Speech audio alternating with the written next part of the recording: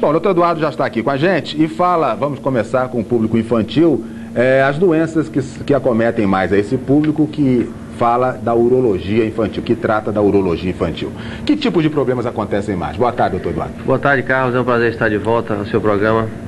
Veja bem, são diversos problemas. Os mais graves, a gente tem a criptorquidia, que é aquela criança, Carlos, que nasce sem um testículo na bolsa. Então o pediatra é quem primeiro percebe isso, ele palpa a bolsa escrotal e não encontra os testículos. Isso é um problema grave e tem que ser resolvido até os 2 anos de idade. Ou seja, se até 1 ano e meio a criança, o testículo não descer, é preciso se fazer uma cirurgia para colocar os testículos na bolsa.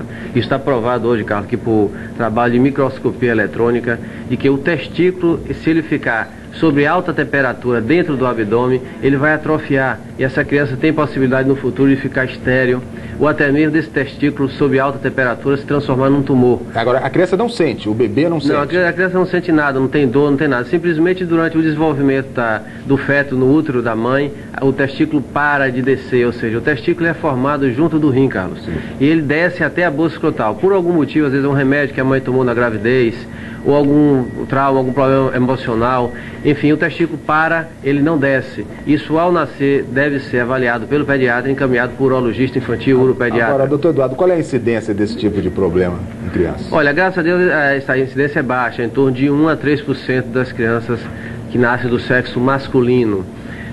Um outro problema que a gente merece chamar a atenção aqui é a questão do micropênis. Tem crianças que nascem com um pênis muito rudimentar. Isso é um problema multidisciplinar que envolve psicólogo, envolve geneticista. É preciso, inclusive, determinar o sexo genético da criança. Se faz uma raspagem da mucosa oral e avalia-se se a criança é do sexo masculino ou feminino. Não dá para definir a olho nu? Não dá para definir. Às vezes confunde, inclusive, Carlos, com pseudo-hermafroditismo feminino, ou seja, existe uma hipertrofia do clítoris. O pênis é tão pequeno que não dá para ver. Exatamente. Então isso deve ser definido logo, porque muitas vezes a criança, ela aparenta ser do sexo masculino, mas na verdade ela é uma menina. Existe um pseudo-hermafroditismo, então é preciso se fazer a conversão, problemas ligados ao nome. Se bota nome de menino, na realidade é uma menina. Agora não tem um saquinho, não tem nada? Às vezes vem sem só com o saquinho sem testículo, às vezes vem com o testículo e é também um pseudo-hermafroditismo, nesse caso masculino, em que o pênis não desenvolveu. Enfim, agora é uma má formação genética, doutor Eduardo? Isso é uma formação genética e também hormonal, distúrbios hormonais, mas o que determina mesmo é o fator genético, ou seja, na hora que há a definição do sexo genético, do cariótipo, ou seja, da migração dos hormônios, da junção do homem da mãe com o pai, há uma definição do sexo do menino, e aí às vezes é que acontece esse tipo de problema.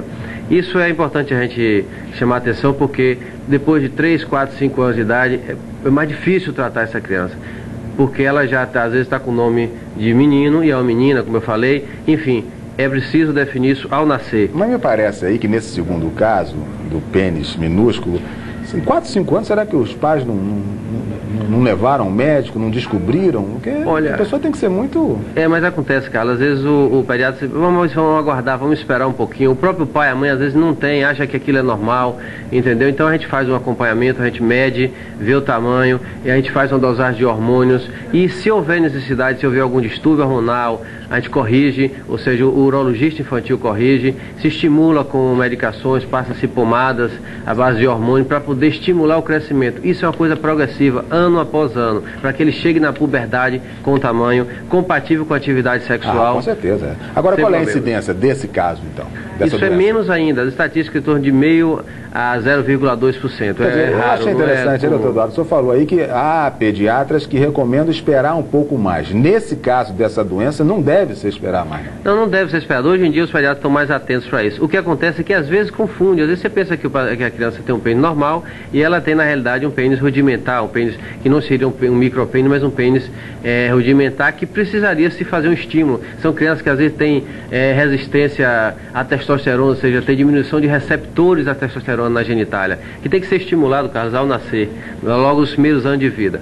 Então isso passa às vezes desapercebido. Ou a própria mãe, isso acontece muito, e o pai não procura o pediatra. Você sabe muito bem que nem todo mundo tem acesso a consultório médico, a médico, vai pro clínico a pediatra. geral, né? Vai para o clínico geral, às vezes é no interior, não pensa, não imagina isso, e quando vai está com 5, 6 anos de idade, que aí percebe que tem uma coisa anormal e procura um pediatra. Aí nesse caso, 5, 6 anos se torna irreversível, é isso? Não, mas a gente vai ter uma resposta menor, vai ser mais difícil de tratar, porque já se perdeu o tempo. 5 anos é muito tempo para que podia ter sido corrigido. Agora, doutor Eduardo Lopes, o urologista infantil é o mesmo urologista que trata do adulto ou há uma distinção também? Não, a urologia ela se divide em 5 subespecialidades. A urologia pediátrica é uma delas, ou seja, o urologista adulto, ele se forma, ele faz residência em urologia e depois ele faz uma concentração em urologia pediátrica. Então ele passa a tratar de urologia da parte da criança, o aparelho genital feminino e masculino. Isso pelo seguinte, no interior, por exemplo, que não deva ter um urologista com essa especialidade para o público infantil.